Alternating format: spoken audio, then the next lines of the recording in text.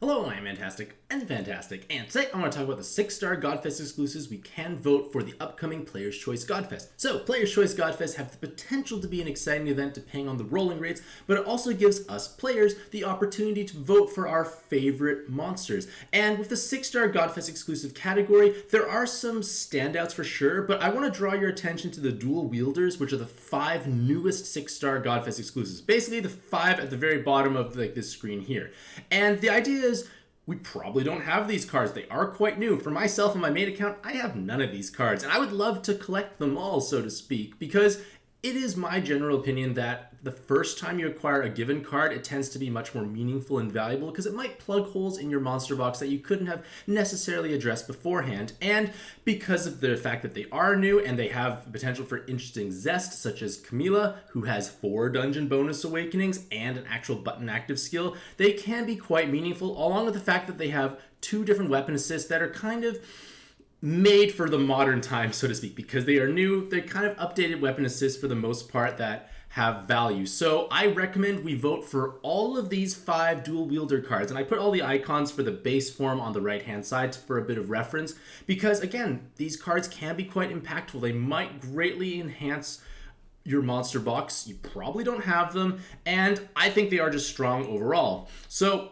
vote for those 5. I feel like those 5 should be the priority because there's a good chance you don't have them. But beyond that, we are allowed to vote for a total of 9 different cards. So a couple other cards that I found stand out are a 10, and there was a point in time where I gave this card a 10 out of 10, and they are still useful. They have many different colored colored forms, so you can find an A10 that suits your every given need. But the red dark form has specific value because it's a 2-turn rainbow board changer, and it can work if you're playing as a rainbow-based team. If you need another card to close an active skill loop in order to, create a rainbow-given board every single turn.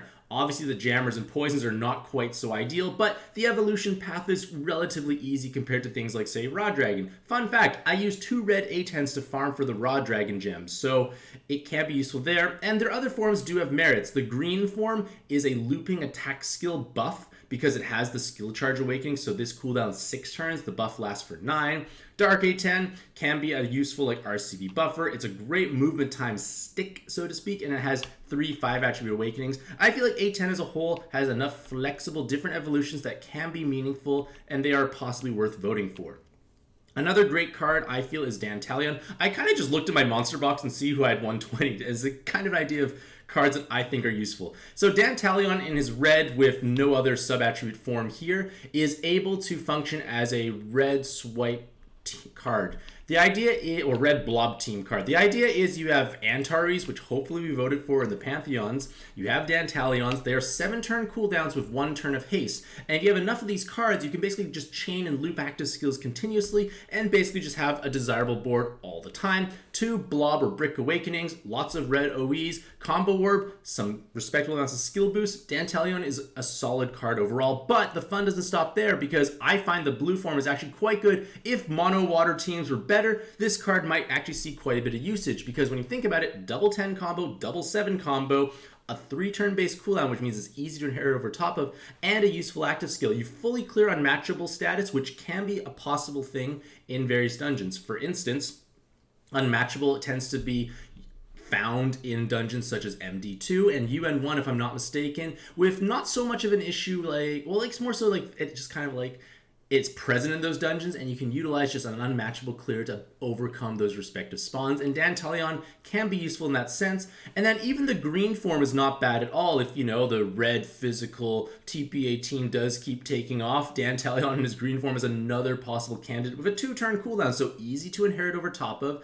But it gives a health cut. It gives a 2 times attack buff for the helper, removes ore blocks, and creates 4 wood and 4 hearts at random. So being able to heal, being able to match damage is always a useful aspect. So I feel like Dantalion is definitely a pretty strong card overall. Again, I had these cards at 120, so there's probably a reason why I did at some point, unless I'm kind of crazy.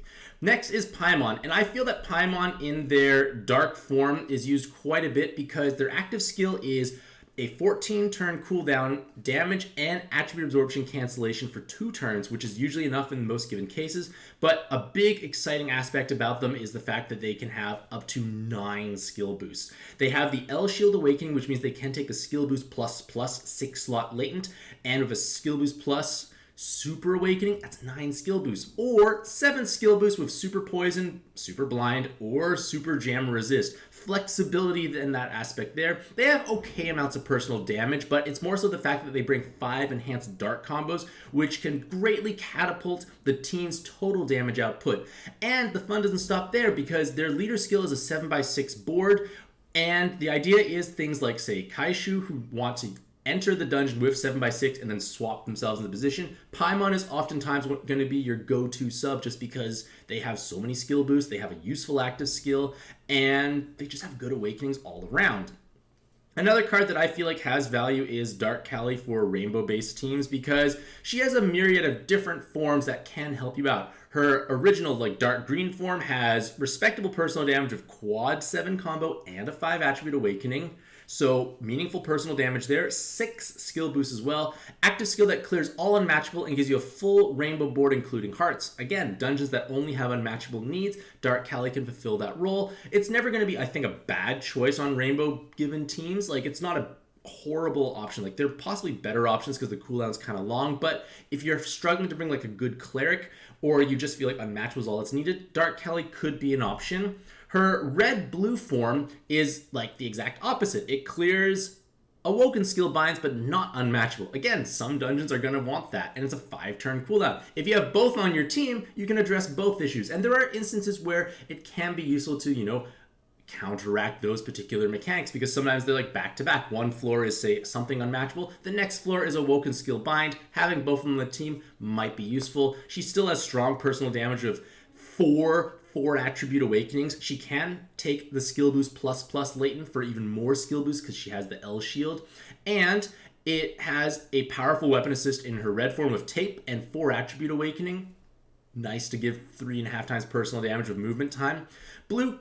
The blue form of Dark Callie has higher personal damage potential, a strong personal damage with 5 attribute awakenings, bonus movement time, and has skill charge plus. So basically the idea is, instead of a 21 turn cooldown, it's a 7 turn cooldown, and it gives you 3 turns of changing the board to 7x6. And at this exact point in time, that doesn't really do too much for us, but in the future, there is going to be an annoying mechanic where your board will be shrunken down to 5x4, and this will obviously overwrite that debuff. So it can be just a good card to have in your back pocket to hedge yourself against problems in the potential future. And the weapon assist is also useful because it's 5 attribute awakening, so 4.5 times personal damage for the owning card, super long cooldown so it won't overcharge, and a cloud resist. And then finally, Matcha is basically just a leader swap option. Basically, all her forms give a leader swap in some way, shape, or form, so you're just going to find the weapon assist that just suits your team the best. There are going to be times where you want to leader swap someone else as your leader after entering the dungeon, say with 7x6, or bonus rank experience if you're pushing through Alt Shura 1. And Matcha is, I'd say, one of the most accessible leader swap options. One of the more accessible, so it may not be a bad idea to have one. The green form doesn't swap in their weapon assist, but the blue one does, and the red one does, so some value there. And as a whole, the 6 stars can be useful still, Nays and Cottons. They might get a buff in the future. They have so many different forms, and it wouldn't be surprising that they got buffed at some point. But point of the matter is, I feel like the dual wielders should be the priority in who you vote for, just because they're newer. They are just new. We don't have them yet. And another thing I want to stress is that the voting procedure is terrible, because I want to vote for all 5 dual wielders, but if they appear on the same row, such as here and here, I can't do that. So you can just close it and reopen it again and just pray that they're on different lines. So different line there. Oh, they're all going to be on the same line. Different line, I think.